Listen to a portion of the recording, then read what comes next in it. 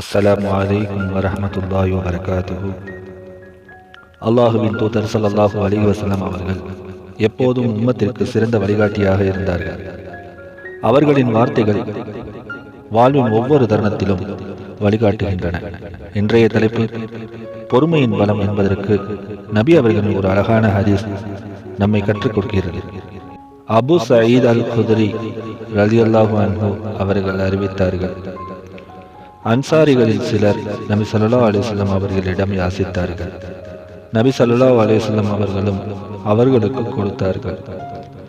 பிறகும் நபி அவர்களிடம் அவர்கள் யாசித்தார்கள். அப்போதும் அவர்களுக்கு கொடுத்தார்கள்.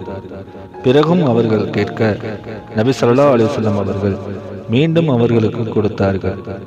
இவ்வாறு நபி ஸல்லல்லாஹு அலைஹி வஸல்லம் அவர்களிடம் இருந்த அனைத்தும் தீர்ந்து போன பின், என்னிடமுள்ள செல்வத்தை நான் உங்களுக்கு தராமல் பதுக்கி வைக்க மாட்டேன். ஆயினும் யார் சுயமரியாதையை பேணிக் கொள்கின்றானோ அவனை அல்லாஹ் சுயமரியாதையோடு வாழச் செய்வான்.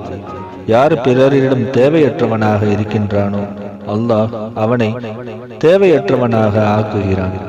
யார் பொறுமையை மேற்கொள்ள முயற்சி செய்கின்றானோ அவனை அல்லாஹ் பொறுமையாளனாக ஆக்குவான். மேலும் பொறுமையை விட சிறந்த விசாலமான அருட்கொடை எவருக்கும் கொடுக்கப்படுவதில்லை என்றார்கள். ஆதார நூல் சஹீஹுல் புகாரி, ஹதீஸ் எண் 1469. அன்பான சகோதரர்களே, இந்த ஹதீஸ் நமக்கு ஒரு முக்கியமான பாடம் கற்பிக்கிறது. தாராளமாய் கொடுப்பது, சுய மரியாதையை காக்கிறது, பிறரிடம் சார்ந்து போகாமல் வாழ்வது, பொறுமையை பயிற்சி செய்வது, இவை அனைத்தும் அல்லாஹ்வின் சிறப்பு அருட்கொடையாகும்.